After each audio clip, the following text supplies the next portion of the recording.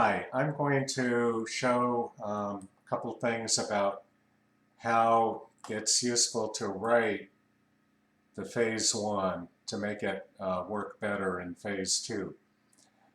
So let's look at the verb help.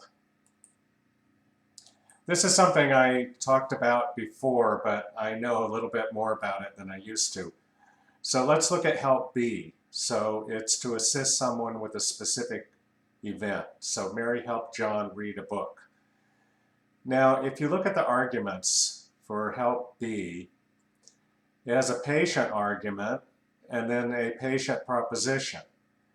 And if you look at the example there, you have the same noun, Daniel, in the example. So Gabriel helped Daniel, and then in the proposition, Daniel to understand the vision. So you might think that if you have a sentence like this, John helped Mary to read a book, you might think that you should write it this way, because that's the argument structure. There was the patient noun here, and then it occurs also in the proposition.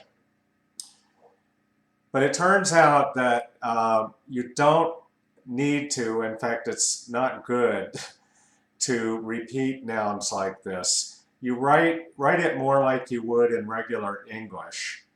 So then there's a question of, should you write it this way, helped Mary to read a book, or should you write it this way? So if you don't repeat that noun Mary, John helped Mary to read a book. And the general principle is that when you have a patient proposition after a verb, the patient proposition starts right after the verb.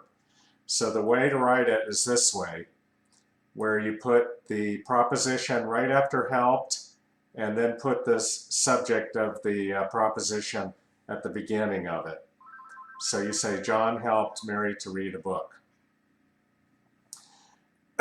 Now, there are some patient propositions, like here, John knew that Mary was reading a book, where in English, we would write that here, a complementizer.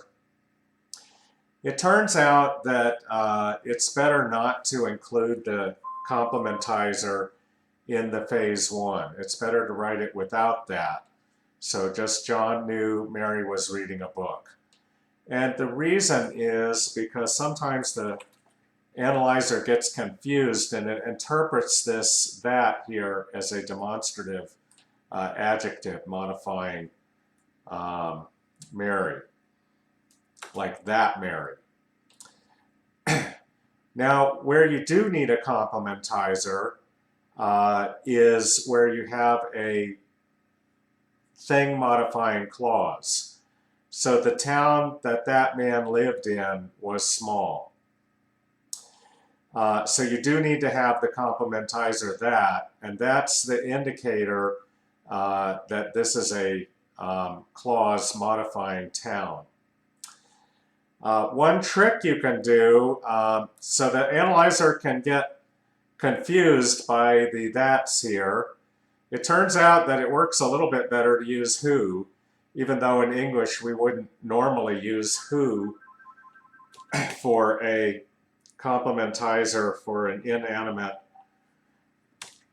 object like town. So normally in English we say the town that man lived in, but it turns out that the analyzer works a little bit better with who. So you could write it this way, the town who that man lived in was small. Okay, that's all I have to say for today. Thank you for listening.